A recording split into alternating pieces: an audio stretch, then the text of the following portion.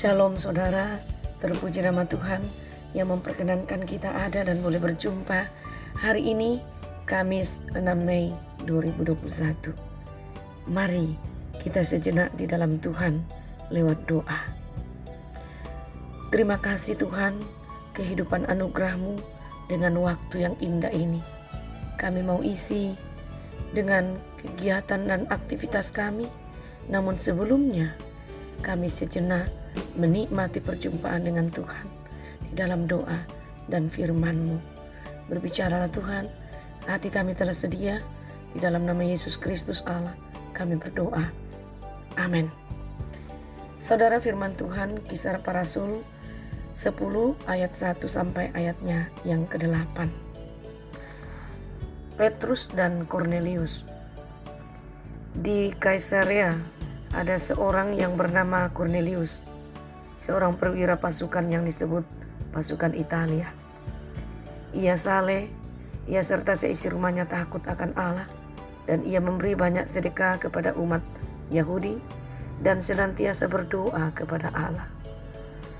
Dalam suatu penglihatan, kira-kira jam 3 petang, jelas tampak kepadanya seorang malaikat Allah masuk ke rumahnya dan berkata kepadanya, "Kornelius." Ia menatap malaikat itu dengan takut. Ia berkata, "Ada apa Tuhan?" Jawab malaikat itu, "Semua doamu dan sedekahmu telah naik ke hadirat Allah, dan Allah mengingat engkau. Dan sekarang suruhlah beberapa orang ke Yope untuk menjemput seorang yang bernama Simon dan yang disebut Petrus.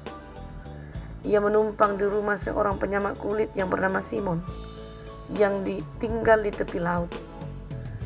Setelah malaikat yang berbicara kepadanya itu meninggalkan dia, dipanggilnya 2 orang hambanya beserta seorang prajurit yang saleh dari orang-orang yang selalu bersama-sama dengan dia. Dan sesudah ia menjelaskan segala sesuatu kepada mereka, ia menyuruh mereka ke Yope. Sedemikian jauh firman Tuhan saudara, yang diperkenankan bagi kita membaca, mendengar, untuk kita pegang, renungkan dalam kehidupan kita hari ini. Menyapa saya dan saudara dengan satu pokok perenungan, anugerah Allah bagi semua bangsa.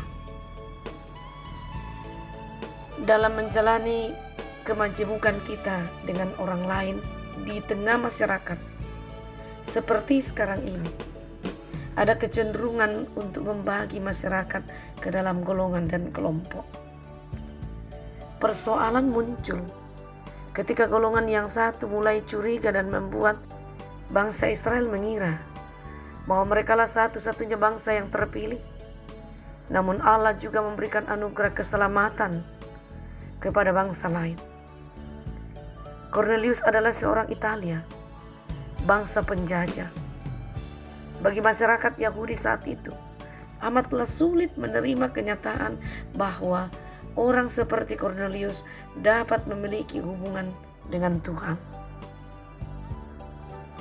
Lukas mengungkapkan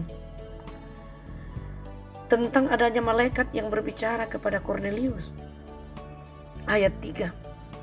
Dalam suatu penglihatan kira-kira jam 3 petang, jelas tampak kepadanya seorang malaikat Allah masuk ke rumahnya dan berkata kepadanya, "Kornelius."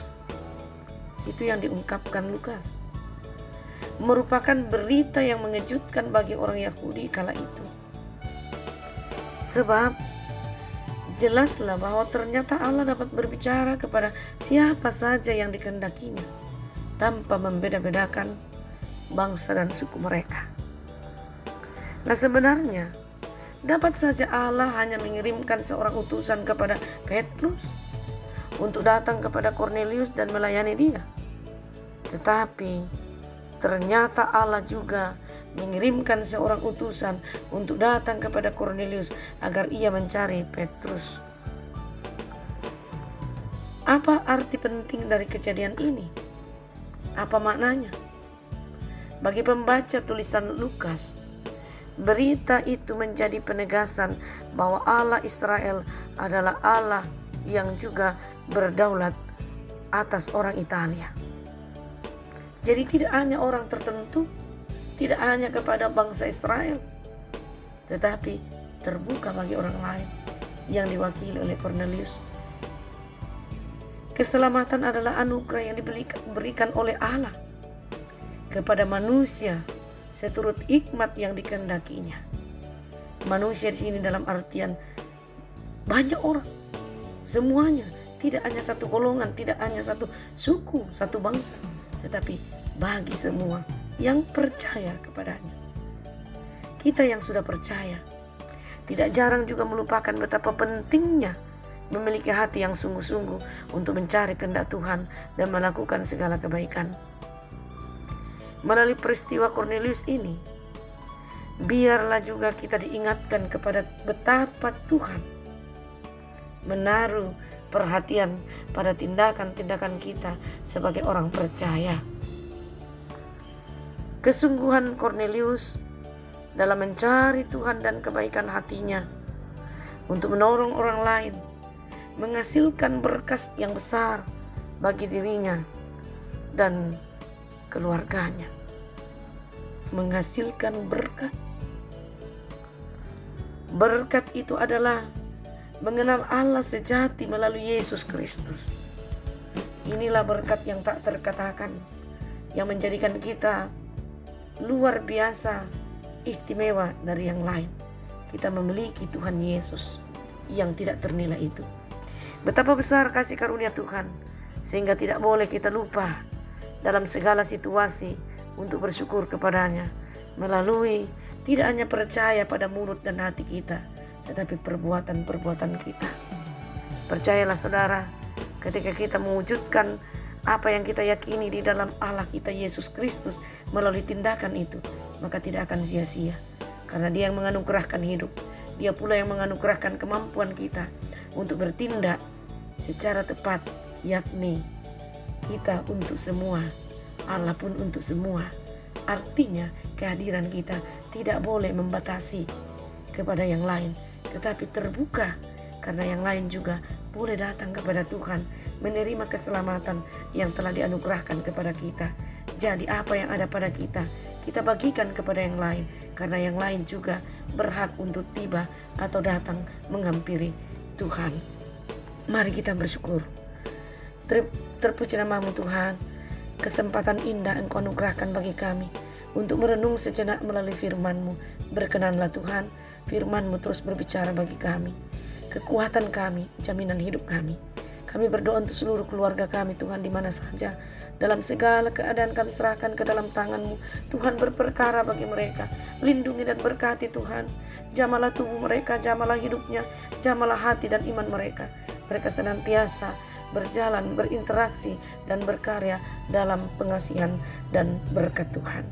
Kami berdoa untuk mereka yang bergumul dalam sakit penyakit. Sembuhkanlah Tuhan, kasihani mereka. Mereka mendapatkan pemulihan dari upaya-upaya yang berkenan kepadamu. Ya Tuhan, kami berdoa untuk mereka yang berbeban karena duka cita.